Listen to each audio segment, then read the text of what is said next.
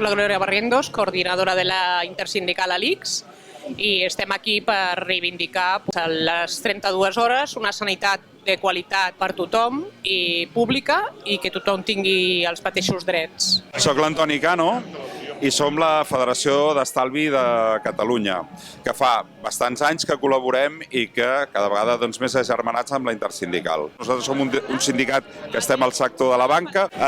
Nosaltres hem sigut un sector, la banca, que normalment ha sigut un sector que ha estat bastant aliè a les reivindicacions dels treballadors. Però des dels darrers 15-20 anys les nostres condicions de treball han empitjorat prou com perquè els nostres problemes siguin els mateixos que els de tota la classe treballadora, i per això estem aquí.